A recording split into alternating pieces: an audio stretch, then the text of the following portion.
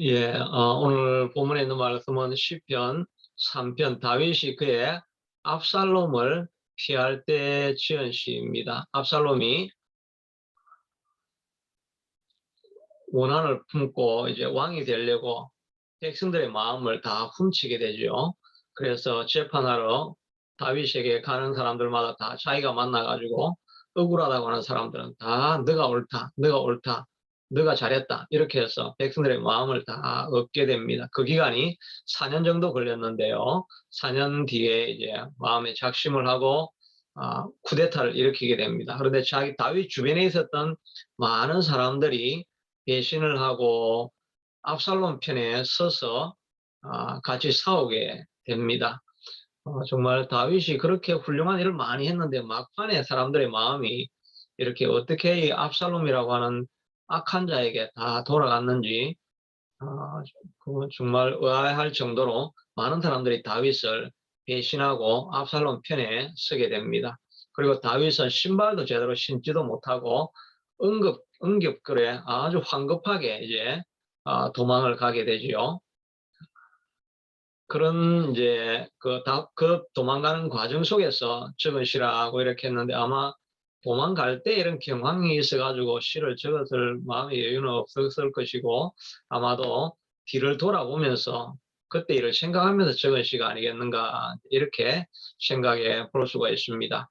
이 시편을 통해서 우리가 생각할 수 있는 것은 우리도 이렇게 살다 보면 황당하고 창피하고 그 모멸스럽고 이런 어려움을 당할 때가 있지요. 저도 이렇게 가끔 이렇게 플래시백 돼가지고 이렇게 돌아오는 생각이 있는데 어디를 이렇게 가다 보면 갑자기 무슨 생각이 딱 떠오르는데 야 그때 정말 창피했던 생각이 갑자기 싹 들면서 마음이 그냥 확 무너지는 그런 게 가끔씩 그때 생각들이 가끔씩 탁 떠오를 때가 있습니다. 야, 그럴 때 정말 마음이 확 무너지는 것 같고 이럴 때가 이제 있는데 그게 일종의 뭐 트라우마라고 하는 거겠죠. 근데 그런 것들이 가끔 이렇게 생각해보면 그때 그거 참 이거 완전히 너무 창피한 일이네 이런 게 이제 있을 수가 있는데 다윗도 하여튼 얼마나 좀 창피하겠습니까? 왕이 도망을 가는 것도 억울한데 그 원수가 바로 자기 아들이니까 쫓겨가면서 왕으로서 얼마나 그 수치심과 그 낭패감 이런 게 있었겠나 하는 생각을 해보면 이제 우리도 그런 때가 있죠. 또 믿고 있는 사람들이 다 갑자기 배신하고 떠나가 버릴 때 저는 뭐 배신은 크게 당해본 건 없다 이런 생각이 드는데 어떤 분들은 사업을 하다가 믿던 사람이 정말 배신하고 돌아가는 그런 고통스러운 시간을 많이 지나간다고 이렇게 이야기를 하죠. 이런 어려움을 당할 때 우리가 어떻게 해야 되겠는가 하는 것을 오늘 본문을 통해서 몇 가지 우리가 살펴볼 수 있습니다. 지금 보니까 많은 사람이 나를 대적하여 말하기를 그는 하나님께 구원을 받지 못한다 하나이다.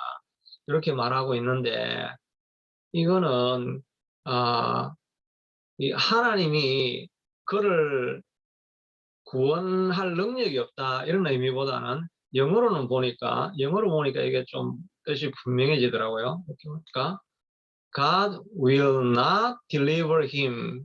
사람들이 God will not deliver him. Why he do not deliver David? It is because he did a real bad thing against God.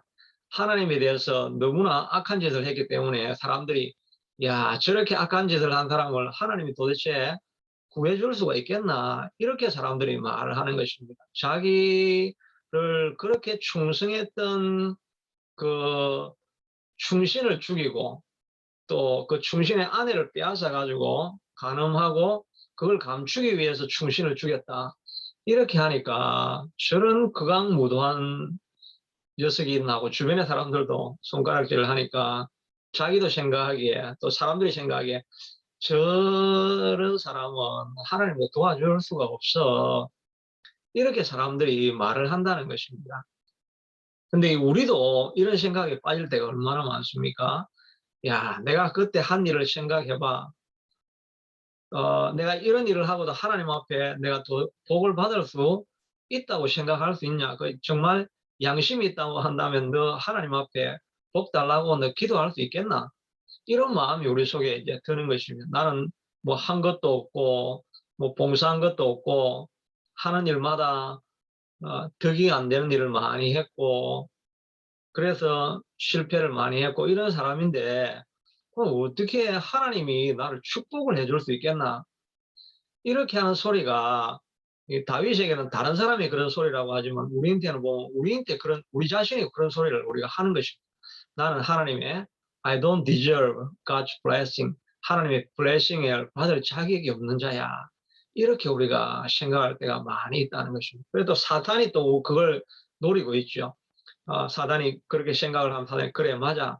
너 같은 녀석은 죽어도 사다.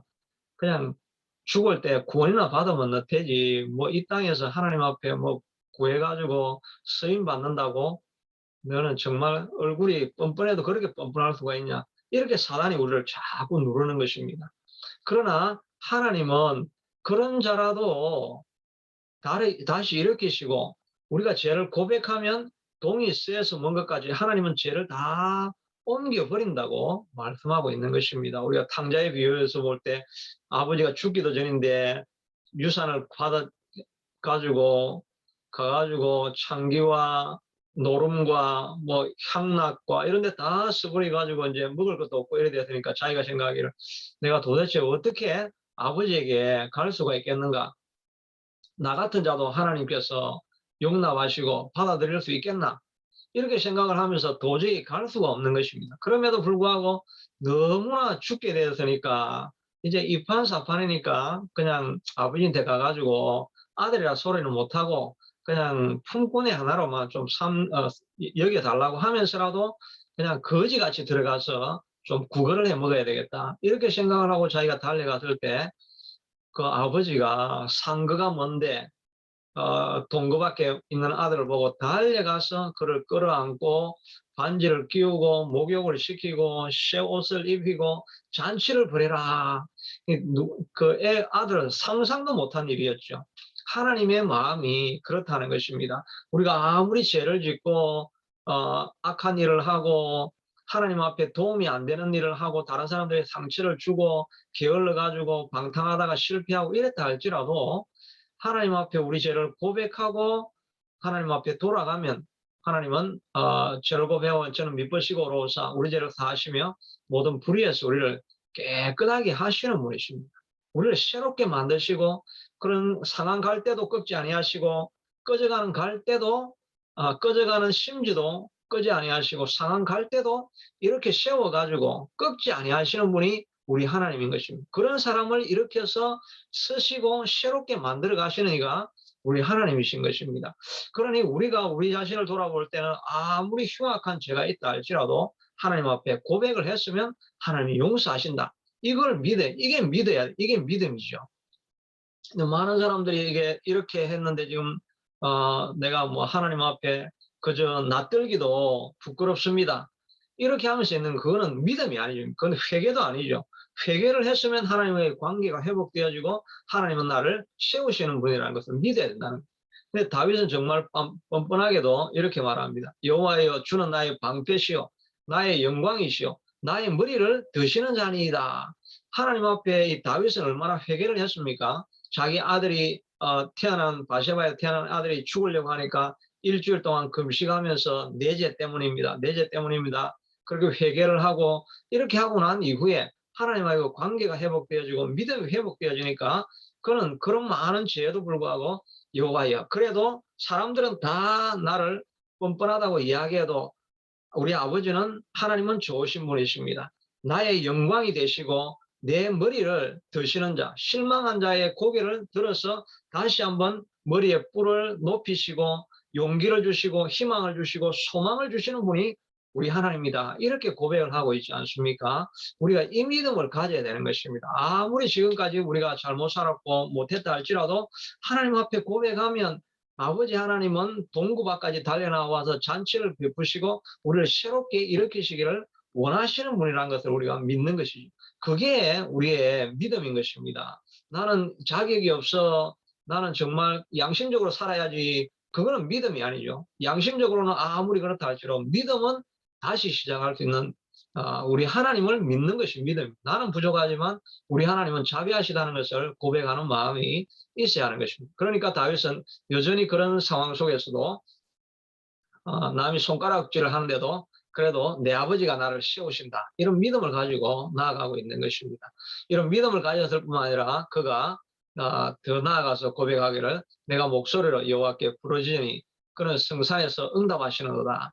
그런데 그 믿음만 가지고 있는 것이 아니라 이제 소원이 있을 때는 하나님 앞에 나아가서 부르짖고 기도해야 되는 것입니다. 간절한 마음으로 부르짖고 기도하는 거죠. 여호와께 내 목소리로 부르짖는다 그랬잖아요. 그러니까 소리를 내어 가지고 부르짖는 것이 필요하다는 것입니다. 그래서 우리나라에 통성기도가 있게 된 거죠. 이 통성기도는 이 북미에는 없죠. 제3세계에는 또 있는지 모르겠지만 이 북미에는 통성기도라는 것이 없습니다. 제가 아는 어떤 목사님도 자기가 전도사 시절에 그 틴데일 신학교에서 이제 거기가 보수적인 신학교잖아요. 그래서 거기 기도회를 한번 인도하게 됐는데 우리 다 같이 이제 Let us pray out loudly, 우리 큰 소리로 기도합시다 이렇게 하는데 아무도 기도를 안 합니다. 자기 혼자만 막 떠들고 이렇게 기도를 하게 되었다는 것입니다. 그래서 북미 사람들은 부러지지 않습니다. 그러니까 우리가 생각하기를 야 봐라 이렇게 오랜 역사를 가진 그 북미의 수천 년의 신앙을 가진 사람도 이렇게 점잖하게 묵상하면서 이렇게 기도하지 한국 사람처럼 누가 그렇게 떠들고 소리 지르고 난리를 치면서 기도하는 사람이 어딨냐. 소리 지르는 사람은 수준이 떨어졌다. 이렇게 이야기하는 건 잘못된 겁니다. 왜냐하면 우리는 문화를 따라가는 게 아니고 어느 지역에 누가 뭐라고 했느냐를 따라가는 것이 아니라 성경이 어떻게 말하고 있는가를 따라가야 되는 것입니다. 근데 우리가 정말 문화에 따라서 살아갈 때가 있습니다. 성경에 보면 거의 대다수가 물론 시편 1편에 주의 말씀을 주야로 묵상하는 자들라는 말도 있지만 그런 말은 성경 구절은 몇 번 없고 전부 다가 다 여호와께 부르짖어라. cry out 해라고 했지. when you have in trouble, meditate, meditate, meditate, all the way meditate. 이런 말이 성경에는 없지요. 어떤 문제, you are in trouble, cry out with your voice. cry out이라는 말이 제일 많이 나오지. 그 meditate라는 말이 잘 안 나옵니다. 그러니까 우리가 부르짖고 하는 게 수준 낮은 것이 아니라 성경대로 하는 것입니다. 그래서 부르짖습니다. 부르짖고 나면 그럼 얼마나 우리가 부르짖어야 되느냐. 이렇게 하면 5절에 보니까 내가 누워 자고 깨었으니 여호와께서 나를 붙드심이로다. 천만이 나를 애워사 진친다 하여도 나는 두려워하지 아니하리이다. 기도를 막 하다 보면은 이렇게 내가 누워 자고 깨었으니 여호와께서 나를 붙드신다. 천만이 나를 애워사도 나는 두렵지 않다. 이거는 진짜 공허한 메아리죠. 이렇게 안 하고 싶은 사람이 누가 있습니까? 집안이 불이 나고 난리를 치고 뭐 암이 걸리고 이래도 다 우리가 하고 싶은 이야기가 이거죠.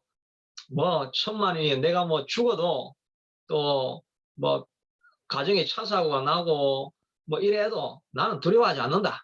나는 뭐 든든하다. 사실 우리가 다 그렇게 하고 싶죠. 근데 다 물어보면 속에서는 야, 너 떨고 있지. 사실 우리가 다 떨고 있는 것입니다. 우리 힘으로는 이 두려움이 없어질 수가 없고 밤에 근심 걱정이 많은데도 편안하게 누워 잘 수 있고 이런 사람 이런 경우는 없습니다. 우리 인간은 누구나 아무리 강심장이라 해도 문제가 생기면 두려워 떨게 되어 있는 것입니다. 그런데 여호와께 부르짖는 이런 사람은 이런 일이 일어난다는 것입니다. 부르짖고 나면 편안히 자고 깨어나고 천만이 나를 둘러진 쳐도 전혀 두렵지 않은 마음이 생기는 것입니다.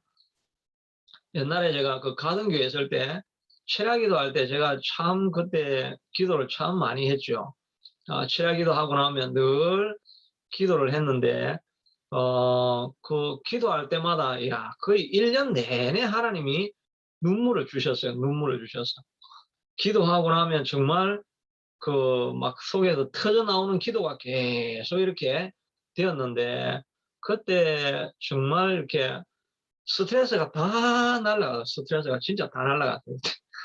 근데 희한하게 보통 은혜를 뭐 한 달 정도는 받고 그 다음에는 뭐 맹맹하고 이래야 되는데 저는 그 1년 내내 그 기도가 터져 나오고 기도하다 보면은 소리치게 되어지고 이 기도에 줄을 잡는다는 그런 말이 있잖아요. 기도하다 보면 줄이 잡혀진 것처럼 소리가 막 기도가 막 하늘에 빨려 올라가는 것처럼 붙들려서 막 기도를 하는 이런 시간들이 거의 1년 내내 계속되었어요. 이런 이야기를 하다 보니까 왜 그랬을까 생각이 나는데 그때 가만히 보니까 제가 그 1년에 한 150일 이상은 금식을 했잖아요.